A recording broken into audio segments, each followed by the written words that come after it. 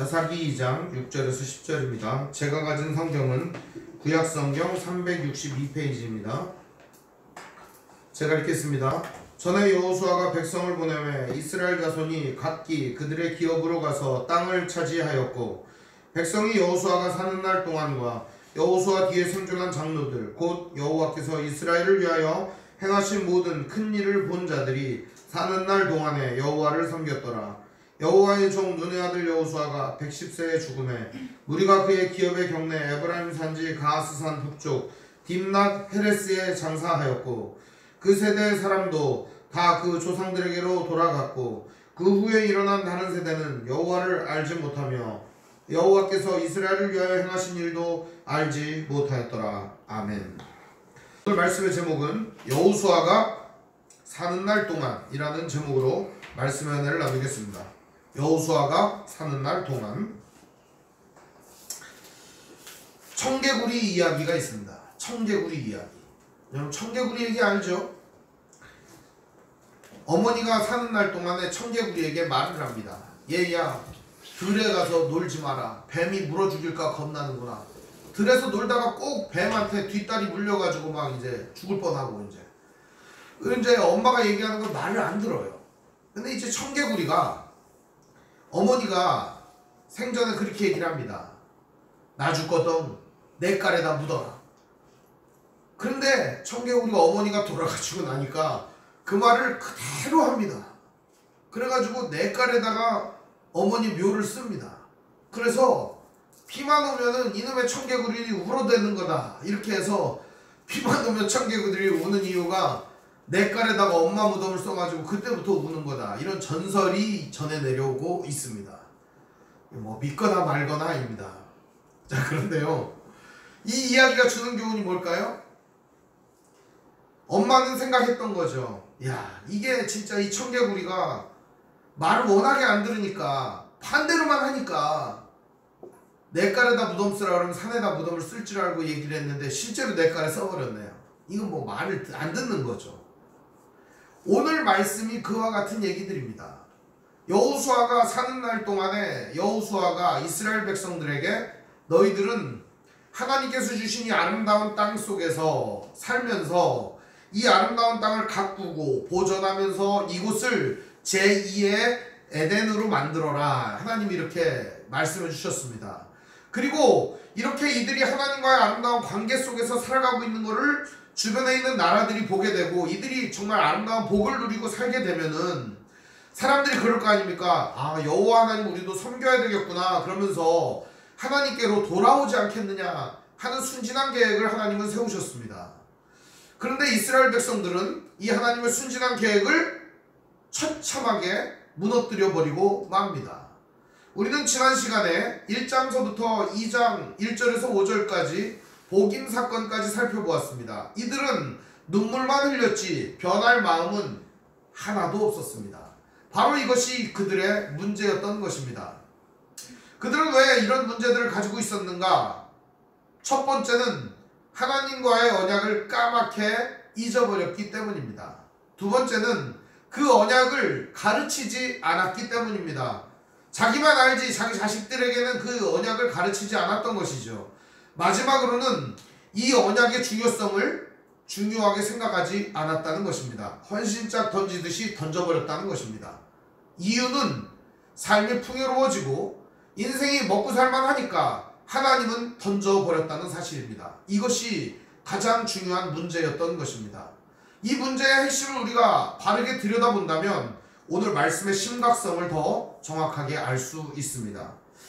저도 왜 사사기 설교를 시작했는지 모르겠습니다. 이게 참 굉장히 괴로운 말씀입니다. 나 자신을 바라보고 이 하나님의 말씀을 본다는 것이 굉장히 괴로운 일입니다. 이 괴로운 일이 그냥 괴로운 것이 아니라 오늘 우리의 인생을 돌아보는 진정한 시간이었으면 좋겠습니다. 오늘 말씀 6절은 이렇게 시작합니다. 전에 이렇게 시작합니다. 전에. 그러니까는 전에 있었던 일이다 이렇게 얘기를 하는 거죠. 전에. 그러면 이 전에 있었던 일을 왜 끌고 왔을까요? 지금 상태를 보라는 겁니다. 전에 이런 일이 있었는데 니네들 지금 상태가 어떠하냐 이런 얘기를 하려고 전에 이 얘기를 꺼내는 겁니다. 6절을 보면 전에 여호수아가 백성을 보내매 이스라엘 자손이 각기 그들의 기업으로 가서 땅을 차지하였고 백성이 여호수아가 사는 날 동안에 여호수아 뒤에 생존한 장로들 곧 여호와께서 이스라엘을 위하여 행하신 모든 큰 일을 본 자들이 사는 날 동안에 여호와를 섬겼더라. 무슨 얘기죠? 전에 여호수아 있을 때는 잘 섬겼다 그런 얘기입니다. 그러면 여호수아가 죽은 후에는 어떻게 됐을까요? 그 얘기도 나옵니다. 오늘 8절부터 10절에 보면 여호수아가 죽은 다음에 어떻게 됐느냐? 여호와의 종 눈의 아들 여호수아가 110세에 죽음에 무리가 그의 기업의 경내 에브라임 산지 가하스산 북쪽 딥낫 헤레스에 장사하였고 그 세대의 사람도 다 그 조상들에게로 돌아갔고 그 후에 일어난 다른 세대는 여호와를 알지 못하며 여호와께서 이스라엘을 위하여 행하신 일도 알지 못하였더라. 그 뒤에 일어난 사람들은 여호와 하나님이 이전에 행했던 일들도 알지 못했고 여호와 하나님도 알지 못했고 그 하나님께서 베푸시는 모든 은총과 관계도 다 잊어버렸다는 사실입니다. 왜 이런 일이 일어났는가? 원인은 많은 사람들이 파악을 해서 그 원인들을 내놓고 있습니다. 아까 말씀드린 대로 하나님의 은총을 귀한 사랑을 잊어버렸다 하는 것입니다. 두 번째는 이 하나님의 귀한 사랑과 은총을 가르쳐주지 않았다 하는 겁니다. 마지막으로는 지금의 삶이 풍요롭고 부유하기 때문에 하나님의 은총과 사랑은 더 이상 필요 없는 것이 되어버렸다. 먹고 살기 너무 좋으니까 하나님 필요 없다 이겁니다. 하나님 없어도 잘 돌아가는데 굳이 하나님이 뭔 필요하냐 이겁니다. 거치장스러운 존재가 되어버렸다는 것입니다. 이것이 바로 사사기가 고발하고 있는 내용입니다. 오늘 우리의 현실과 너무나도 빼박이에요. 닮아있다는 사실입니다. 닮아있어요. 얼마나 닮아있는가? 오늘 우리들의 지금 이 현실과 매우 똑같다는 거예요. 오늘 여러분의 현실은 어떻습니까? 오늘 이 시대가 마주하고 있는 가장 큰 문제는 바로 이 문제입니다. 지금 우리 기독교의 위기다, 신앙생활을 하는 사람들이 줄어들고 있다, 교회 출석 인원이 줄어들고 있다, 예배 드리는 사람들이 줄어들고 있다, 다 개뿔이에요. 그런 문제는 중요한 게 아니에요. 사람 좀 줄어들면 어떻습니까? 초대교회 때는 더 믿는 사람이 적었어요. 그래도 사람들이 사람 적은 걸로 걱정하지 않았어요. 사람 줄어드는 게 뭐가 이렇게 걱정입니까? 헌금이 덜 들어와서? 그런 등신 같은 생각을 하니까 문제인 거죠. 진짜 중요한 게 뭔지를 봐야 되는 거예요. 지금 기독교의 위기라고 하는데 가장 큰 위기는 뭔 줄 아십니까? 하나님의 말씀을 사람들이 잊어버리는 게 가장 큰 문제예요. 두 번째 가장 큰 문제는 그 말씀을 자녀들에게 가르치지 않는 것이 문제입니다. 세 번째 문제는 너무나도 삶이 좋아지니까 이제는 하나님보다 세상의 것들을 더 탐내고 그것들로 만족하며 살기 시작했다는 겁니다. 이게 사사기의 문제와 뭐가 다릅니까? 사사기의 이야기는 곧 나의 이야기고 우리의 이야기입니다. 그래서 뼈 아프고 그래서 가슴 아프고 그래서 이 말씀을 대하기가 벌끄러워지는 것입니다. 오늘 여호수아가 사는 날 동안이라고 제가 제목을 정했습니다. 그럼 여호수아가 사는 날 동안 어땠기에 그 전에는 어땠기에 제가 이 제목을 정했는가? 우리 한번 여호수아 24장을 한번 가볼까요? 여호수아 24장 조금만 앞쪽으로 넘기면 됩니다. 뒤로 조금만 넘기면 돼요. 뒤로 보시면은 여호수아 24장 13절부터 보겠습니다. 내가 또 너희가 수고하지 아니한 땅과 너희가 건설하지 아니한 성읍들을 너희에게 주었더니 너희가 그 가운데 거주하며 너희는 또 너희로 심지 아니한 포도원과 감람원의 열매를 먹는다 하였느니라. 무슨 얘기죠? 하나님은 이스라엘 백성들을 노예 상태에서 해방하여 자유인으로 섬겨주셨습니다. 그래서 이들에게 터전을 마련해 줬어요. 수고하지 않은 땅, 즉 애써서 갖지 않아도 되는 그런 땅을 줬어요. 이게 무슨 얘기냐면요, 이스라엘 백성들은 지도를 놓고요 가나안 땅을 정복도 하기 전에 분배부터 하고 들어갔어요. 무슨 얘기죠? 하나님이 줄 걸 확신하고 들어갔다니까요. 그 땅 하나님이 주었다, 이거요 우리가 점령하고 정복하기도 전에 분배부터 하고 들어가갖고 그냥 딱 점령해 버렸어요. 하나님께서 주셨다는 걸 확신했기 때문이죠. 그래서 하나님이 수고하지 아니한 땅과 너희가 건설하지 아니한 성읍들을 너희에게 주었더니, 그러니까 건설하지도 않았어요. 가서 그냥 점령하기만 하면 됐었어요. 그리고 너희에게 주었던 모든 것들, 너희가 그 가운데 거주하며 너희는 또 너희가 심지 아니한 포도원과 감람원의 열매를 먹는다 하였느니라. 실제로 이렇게 됐습니다. 이스라엘 백성들이 포도를 땄어요. 그리고 감람나무의 열매를 먹었어요. 대추야자 열매도 먹었고요. 그 소산을 먹었습니다. 중요한 건요, 여러분, 만나가 언제 끝쳤냐 하는 거예요. 여러분, 만나가 언제 끝쳤죠? 요단강 건너 이스라엘 들어가면서부터 만나가 끝쳤어요. 자, 그럼 만나가 끝쳤으면 그때부터 뭘 먹는 거예요? 가나안 땅의 소산을 먹는 거예요. 얼마나 풍요로운 땅이었는가. 그들은 만나 없이도 살 수 있었어요. 이제 하나님께서 만나를 베풀지 않아도 그 땅의 열매로다가 배부를 수 있었다는 거예요. 누가 주신 거예요? 하나님 주신 거예요.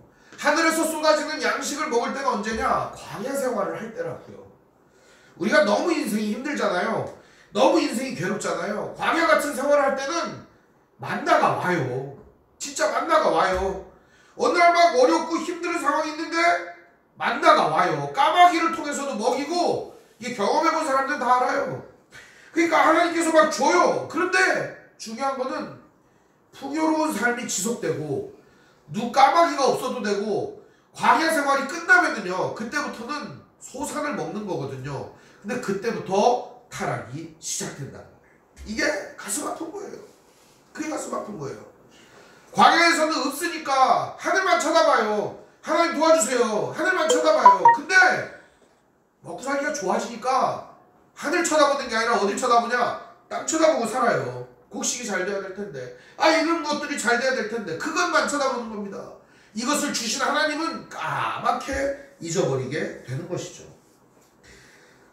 그래서 여호수아가 유언으로 하고 싶은 얘기가 뭐냐, 이 얘기를 하는 겁니다. 14절부터 보시면, 그러므로 이제는 여호와를 경외하며 온전함과 진실함으로 그를 섬기라. 너희의 조상들이 강저 쪽과 애굽에서 섬기던 신들을 치워버리고 여호와만 섬기라. 이제는 여호와를 경외하라. 이제는 이게 뭐예요? 이제는 여호와를 경외하라. 이전까지 니네들 잘못한 거 다 알아. 이제는 이전까지 너희들 못되게 살았던 거 다 알아. 다 그거 눈 감아줄게. 이제 이전까지 했던 거는 다 그만하자. 이제 다시 돌이켜서 회개하고 주님의 뜻대로 나아가자. 그 얘기를 한 겁니다. 뭐라고 얘기해요? 여호와를 경외하며, 이제는 여호와를 경외하며 온전함과 진실함으로 그를 섬겨라. 너희의 조상들이 강 저쪽과 애굽에서 섬기던 신들을 치워버리고 여호와만 섬겨라. 얘기하는 겁니다. 피를 토하는 심정으로 얘기를 하는 거죠. 이미 이들은 동화되어 있었습니다. 이미 이들은 가나안 사람들과 섞여 살았습니다. 그 가운데 들어가서 살았습니다. 통혼을 했습니다. 이미 그들은 바알과 아세라가 그들의 삶의 주 목적과 터전이 되었던 것입니다. 바알과 아세라라고 하니까 목상, 석상 세워놓고 절하는 걸로 착각하잖아요. 그거 아닙니다. 그들이 섬기던 바알은 무엇이었느냐? 번영이었습니다. 그들이 섬기던 아세라는 무엇이었느냐? 다산이었고 강건한 자손들이었습니다. 그들은 그 땅에서 정착하고 안정감을 누리기를 원했던 것입니다. 정착하고 안정감을 누리는 게 죄인가요? 절대 죄 아닙니다.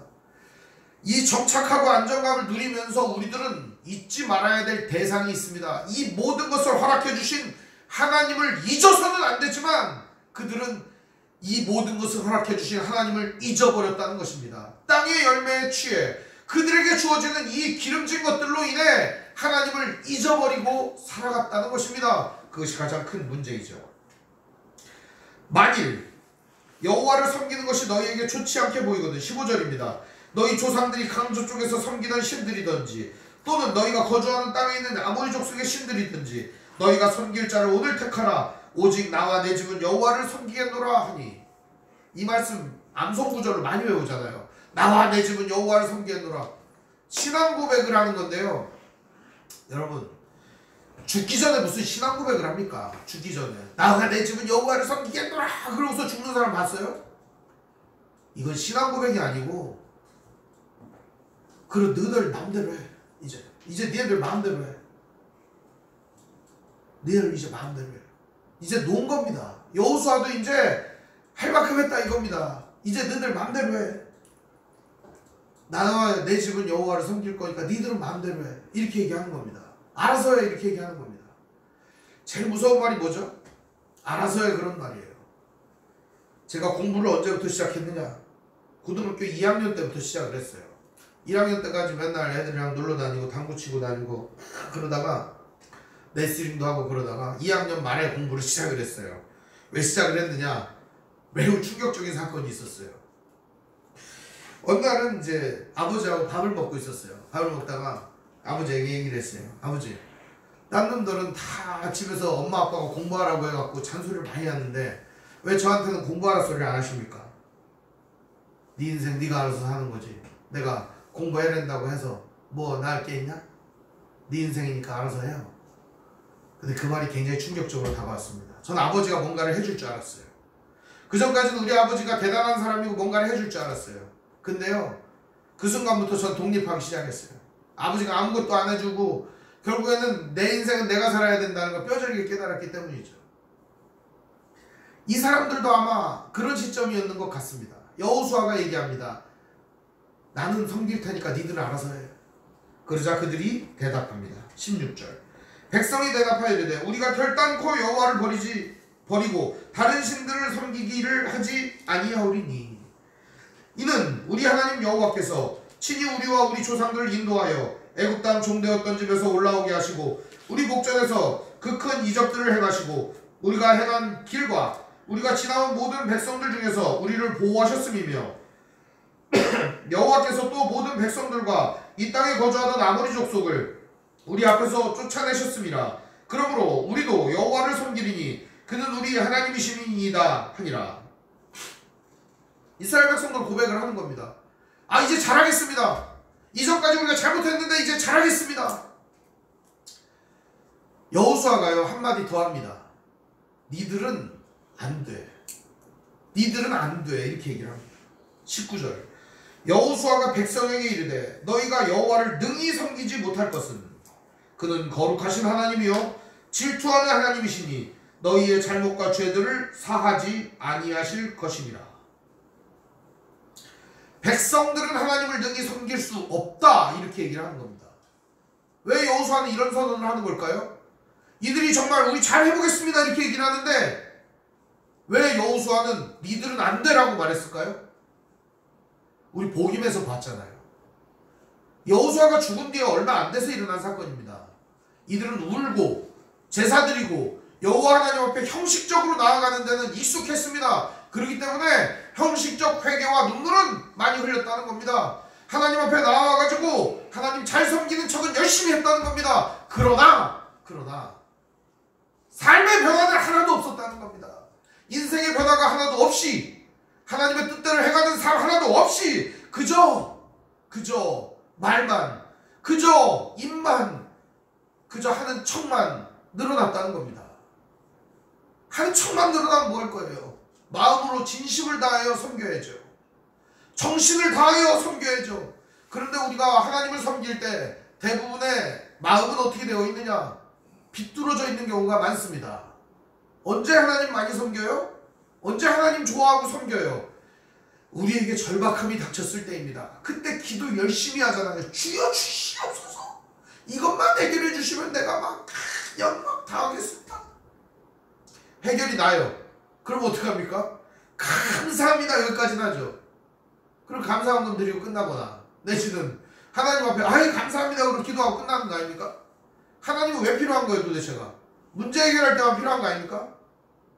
이런 얄팍한 믿음이 오늘 우리의 삶에 무슨 변화를 이끌어내겠어요?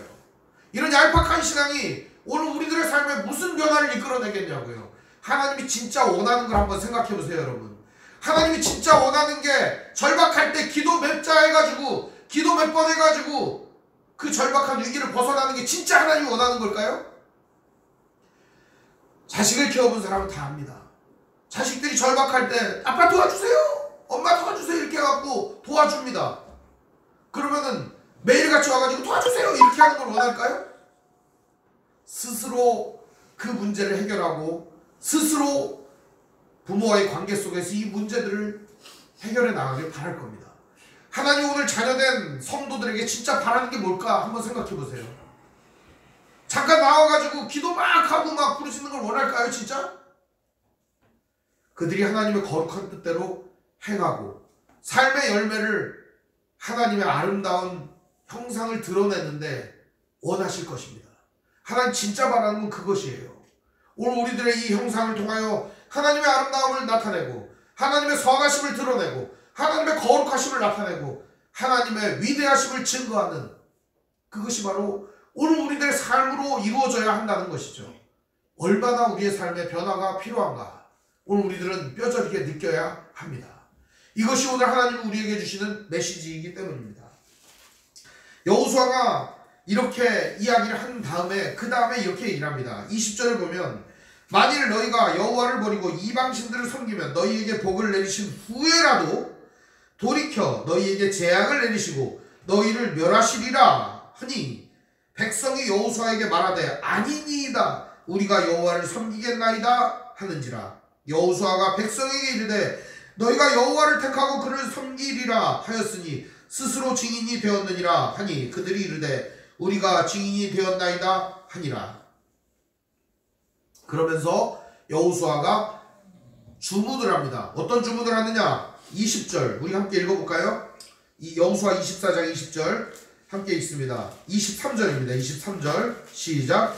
여호수아가 이르되 그러면 이제 너희 중에 있는 이방신들을 치워버리고 너희의 마음을 이스라엘의 하나님 여호와께로 향하라. 이게 바로 여호수아가 이스라엘 백성들에게 한 얘기입니다. 그럼 이 얘기는 어느 얘기하고 똑같은 거예요? 복임에서 온 사자가 이 이스라엘 백성들에게 길갈에서부터 복임으로 온 사자가 이스라엘 백성들에게 전한 메시지하고 똑같습니다. 보실까요? 2장 1절 2절입니다. 여호와의 사자가 길갈에서부터 복임으로 올라와 말하되 내가 너희를 애굽에서 올라오게 하여 내가 너희 조상들에게 맹세한 땅으로 들어가게 하였으며 또 내가 이르기를 내가 너희와 함께한 언약을 영원히 어기지 아니하리니 너희는 이 땅의 주민과 언약을 맺지 말며 그들의 제단들을 헐라하였거늘 너희가 내 목소리를 듣지 아니하였으니 어찌하여 그리하였느냐 어찌하여 그리하였느냐. 이게 바로 오늘 하나님의 말씀입니다. 어찌 그렇게 했느냐.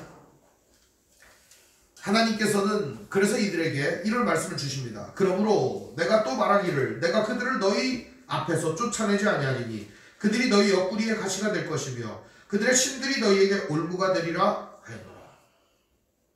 이 얘기 후에 전에 여호수아 얘기를 꺼내가지고 오늘 말씀이 시작되는 겁니다. 그러니까 여호수아가 사는 날 동안에는 어땠다는 거예요? 이스라엘 백성들이 하나님 잘 섬기고 그 뜻대로 살았다는 겁니다. 여기까지 얘기하면요 사람들은 이렇게 생각합니다. 아 여호수아가 있어야 되겠구나 이렇게 생각을 합니다. 여호수아가 있어야 되겠구나. 여호수아가 110세까지 살았어요. 많이 사는 거 아닙니까? 여호수아가 또 있어야 돼요 그러면 여러분? 여호수아가 또 필요하냐고요. 이제 하나님께서 여호수아, 모세 지도자를 계속 세웠어요. 아브라함, 이삭, 야곱, 여호수아, 모세 뭐 이런 지도자를 계속 세웠어요. 근데 여러분 여호수아 이후에 지도자가 있습니까 없습니까? 없어요. 왜 안 세웠을까요? 오늘 말씀에 그 얘기가 나와요. 뭐라고 나옵니까? 6절 한번 같이 읽어봅시다. 6절. 전에 여호수아가 백성을 보내매 이스라엘 자손이 각기 그들의 기업으로 가서 땅을 차지하였고 각기 기업으로 가서 땅을 차지하고 거기서 뭐 하라는 거예요? 하나님 나라를 이루라는 거예요. 가가지고 사는 날 동안에 여호와 하나님 잘 섬기고 그 하나님의 거룩하신 뜻을 이루어 가라는 것이에요. 그래서 여호수아 같은 걸출한 지도자가 없는 거예요. 모세가 죽은 다음에는요 여호수아 1장에 보면은 하나님 엄청 급합니다. 모세가 죽은 후에 여호수아에게 말씀하여 이르시되 이제 됐다. 야 여호수아 네가 해라. 지도자를 세워줘요. 근데 여호수아가 죽은 다음에는 지도자가 없어요. 그럼 지도자 없으면 흔들려야 되나요? 오늘 이 시대에요, 저는 목회자가 많은 문제를 안고 있다고 생각합니다. 이 목회자가 많은 문제를 안고 있다고 생각합니다. 그래서 저는 교회는 목사가 필요 없는 곳이 되어야 한다. 오해하지 마시길 바랍니다. 목사 필요 없다 그게 아니라 목사가 필요 없어도 성도들이 믿음 생활을 잘하고, 목사님이 없어도 성도들이 알아서 말씀과 은혜 가운데 거하고 모여서 예배하며 하나님의 말씀을 전하는 그런 교회를 꿈꿉니다. 그런 교회가 됐으면 좋겠어요. 왜 그러냐? 여호수아가 꼭 필요한 건 아니잖아요. 각기 다 돌려보냈잖아요. 그런데 왜 그들은 각기 터전에서 믿음 생활을 하지 못했을까요? 여호수아가 계속 있어야 되나요? 아닙니다. 여호수아가 계속 있어야 되는 게 아닙니다. 이들이 하나님과의 관계 속에 있어야 하는 겁니다. 이게 중요한 거예요. 성경이 끊임없이 말하고 있는 건 그겁니다. 어떤 사람은 이렇게 해결책을 얘기를 해요. 이들이 하나님을 아는 지식이 없어졌기 때문이다. 맞아요. 이들이 하나님을 가르치지 않아서 그렇다. 맞아요. 다 맞는 얘기예요. 틀린 얘기 아니에요. 그런데요, 이미 하나님과의 관계 맺기가 틀려버린 사람들은 하나님과의 관계를 깨트리는데 익숙했던 거예요. 오늘 우리가 하나님과의 관계가 든든히 있으면 어떻게 될까요? 누가 뭐라고 하든, 세상이 어떻게 뒤집어지든 깨지든 하나님 은혜 가운데 거하게 됩니다. 하나님 은혜 가운데 거하게 됩니다. 이것이 매우 중요합니다. 우리가 하나님과의 관계성에 있어야 되는 이유가 여기에 있는 겁니다. 하나님을 알고 그 하나님 은혜 가운데 거하는 것은 매우 중요합니다. 이것이 정말 중요해요. 하나님과의 관계 속에 거하지 아니하면 우리가 받은 땅, 우리의 터전으로 돌아갔을 때 우리는 쉽게 흔들립니다. 쉽게 무너집니다. 너무나도 쉽게 자빠집니다. 그게 믿음의 현실이에요. 그래서 우리가 우리 가정으로, 일터로, 삶의 터전에 있을 때 이때가 중요한 겁니다. 교회 예배 1시간 하러 오는 것, 그것보다 중요한 것은 우리의 삶의 터전에 있을 때, 그때가 시간이 더 많거든요. 이때 우리는 하나님과의 관계를 기억해야 합니다. 여러분, 정말 이거를 잊으시면 안 됩니다. 거기는 목사가 없어요. 거기는 여러분에게 이거 해라 저거 해라 하는 사람도 없어요. 거기는 여러분의 신앙을 일으켜줄 그런 존재와 대상이 없어요. 오직 우리는 하나님과 1대1로 만날 수 있어요.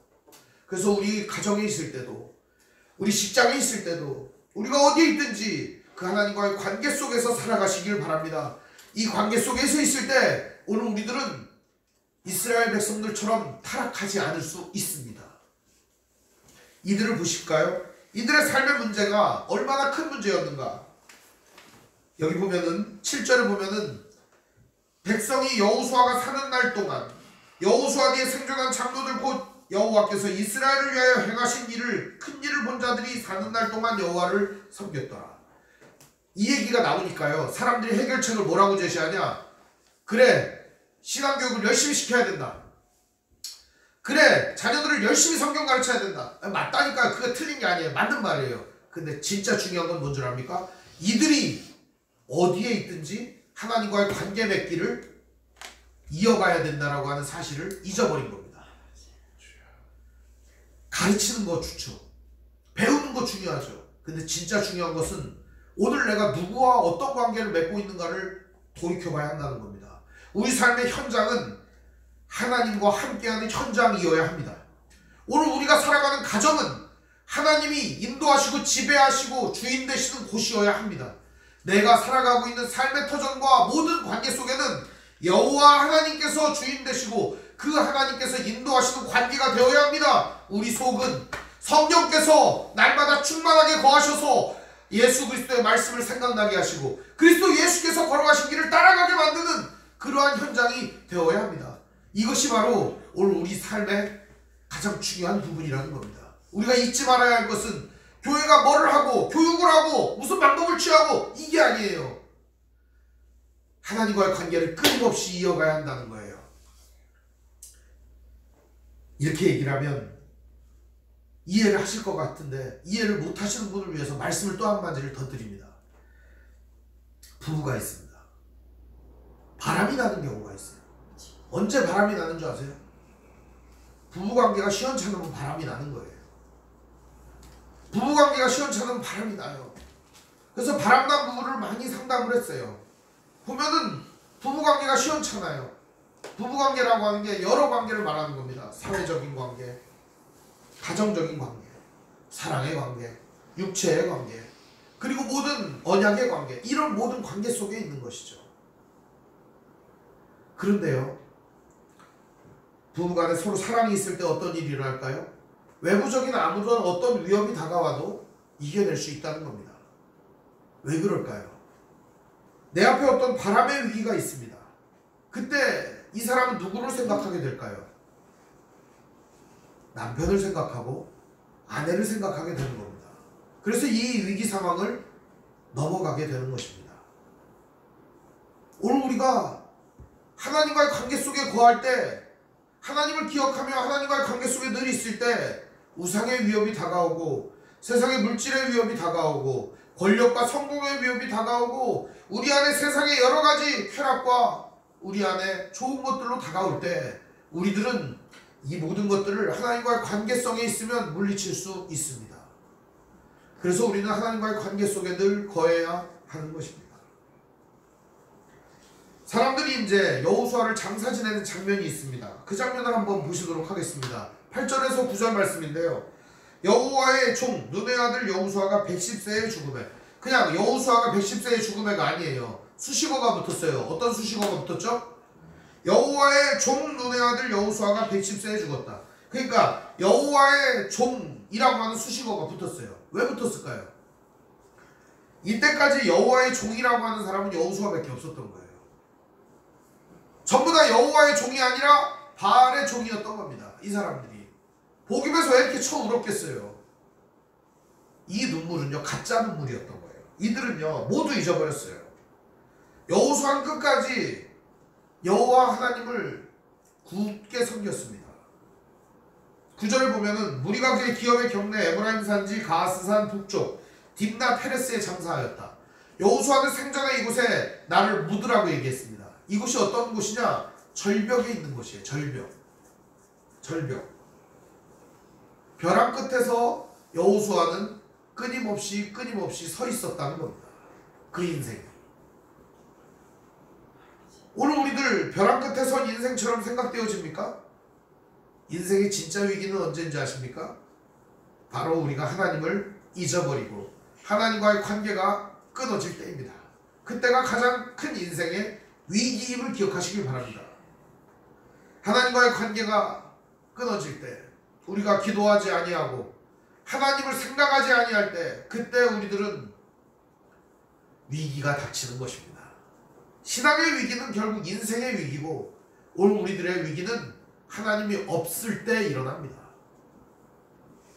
아담과 하와가 선악과를 땄을 때 그들 곁엔 하나님이 계시지 않았습니다. 그들이 하나님을 치워버렸기 때문입니다. 그걸 기억하세요. 모든 범죄의 현장에는 하나님이 계시지 않았습니다. 사람들이 하나님을 치워버렸기 때문입니다. 하나님이 안 계신 게 아니에요. 그들이 하나님을 치워버렸던 겁니다. 오늘 우리들의 잘못된 선택의 순간에는 하나님이 계시지 않았습니다. 하나님을 우리가 치워버렸기 때문입니다. 항상 우리 인생은 벼랑 끝에 서 있습니다. 그 벼랑 끝에서 우리들은 갈팡질팡합니다. 갈팡질팡할 거 없습니다. 뛰어내리면 됩니다. 뛰어내리면 돼요. 하나님께서 우리를 붙잡아 주십니다. 우리 등허리에 날개가 있다는 사실을 알게 됩니다.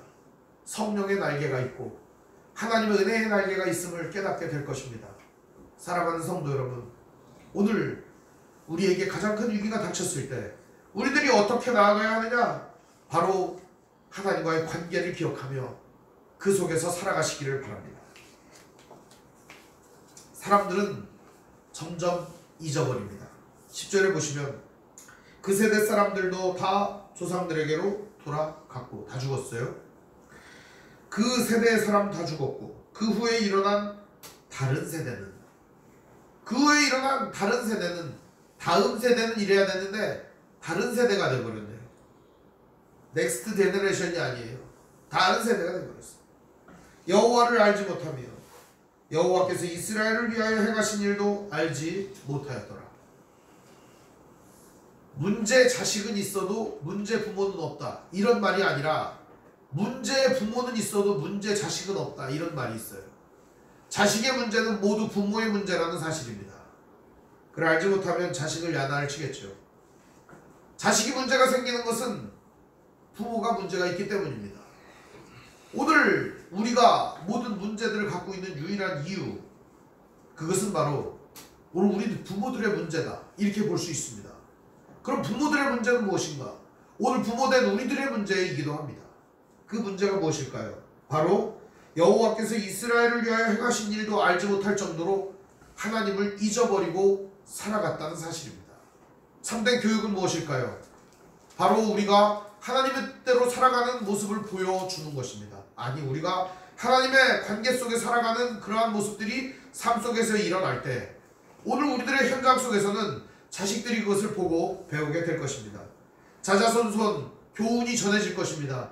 가보로 전해지는 것들이 있을 것입니다. 진짜 중요한 내용이 무엇이겠습니까? 바로 그것은 하나님 말씀이어야 합니다.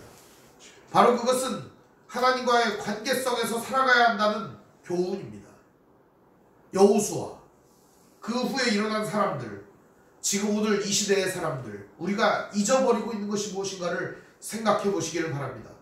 우리가 사는 날 동안에, 목사가 있는 동안에, 누군가가 있는 동안에, 부모님이 계시는 동안에, 어떤 분이 있는 동안에 중요하죠. 근데 진짜 중요한 건 뭘까요? 진짜 중요한 것은 여호와 하나님과의 관계 속에서 날마다 살아가는 것입니다. 이것이 오늘 우리의 삶 속에서 넘쳐나기를 바랍니다. 결론의 말씀을 드립니다. 하나님을 수단으로 이용하는 사람들이 점점 늘어나고 있는 것 같습니다. 하나님 잘 믿으면은 이렇게 형통한다. 하나님 잘 믿으면은 이렇게 잘 된다. 그런 형통신앙이 우리에게 계속 있어 왔습니다. 그래서 우리들은 그 형통을 바라고 그 축복을 바라며 살아왔습니다. 그래서 설교에는 오직 축복만이 외쳐지는 시대가 있었습니다. 물론 지금도 축복 싫어하는 사람 없죠. 축복 좋습니다. 저도 축복 좋아해요. 저도 성도들을 축복하고 매일 축복 기도를 합니다. 복을 빌어주는 건 매우 좋은 것입니다. 그런데요, 하나님은 수단이 아닙니다. 하나님은 목적이 되어야 합니다. 우리 삶의 유일한 목적은 하나님이 되어야 합니다. 수단이 아니에요. 만일 여러분 아이를 낳았습니다. 그럼 이 아이를 낳았는데 이 아이가 내 돈벌이 수단이 되면 좋겠습니까? 여러분의 자식이 여러분의 돈벌이 수단이 되면 좋겠냐고요. 여러분의 자식이 여러분을 위해서만 살고 오직 여러분의 종로로 타면서 살기를 원하세요? 그거 원하는 부모 아무도 없습니다. 혹시 여러분 결혼을 돈 많이 줄 것 같아서 결혼하신 분 계세요? 사랑 없는 결혼해가지고 그냥 계약관계 맺어가지고 계약서 써가지고 그냥 계약처럼 사시는 분 계시냐 이거예요. 소중한 사람입니다. 소중한 사람이에요. 오늘 우리가 하나님과의 관계를 맺었어요. 그럼 하나님은 우리에게 복 주는 수단이에요? 하나님은 우리에게 복만 주고 막 그렇게 끝나는 거예요? 자식들도 기억해야 돼요. 부모들이 뭔가를 해주는 대상이에요? 존중의 대상이고 존경의 대상이에요. 그만큼 희생과 헌신이 있었기 때문이죠. 오늘 우리들의 관계는 이렇게 다 비뚤어져 있고 깨져 있고 틀어져 있습니다. 가장 중요한 것은 하나님과의 관계를 회복하는 것입니다. 바로 오늘 적어도 내가 살아있는 동안에는, 적어도 내가 생명이 있는 동안에는 나와 내 집은 여호와를 섬기는 그런 믿음이 있어야 합니다. 그리고 그런 관계 속에 거할 때 오늘 우리 주변과 우리의 모든 가정과 우리의 모든 상황이 하나님과의 관계 속에서 풍성한 열매가 있고 아름다운 관계가 이어질 것입니다. 사랑하는 성도 여러분, 하나님과의 관계 속에서 이 풍요로움과 기쁨과 감사를 누리는 믿음의 현장이 오늘 여러분의 삶 속에 이어지기를 주님의 이름으로 축원드립니다. 기도하겠습니다. 사랑과 은혜가 풍성하신 아버지 하나님, 은혜와 사랑을 감사드립니다. 하나님을 잊어버리고 관계 속에 거하지 않을 때 우리들의 삶에 그 어떤 열매와 풍요로움이 주어진다 하더라도 그것이 유익이 되지 못함을 깨닫게 됩니다. 오늘 시간도 하나님을 수단으로 이용하는 것이 아니라 하나님이 우리의 목적이 되고 하나님이 오늘 우리의 삶의 가장 중심이 되고 하나님이 우리 인생의 진정한 목적이 될 수 있도록 날마다 하나님과의 관계 속에서 이 아름다운 관계를 이어갈 수 있도록 인도하여 주시옵소서. 의주 예수님의 이름으로 기도합니다. 아멘.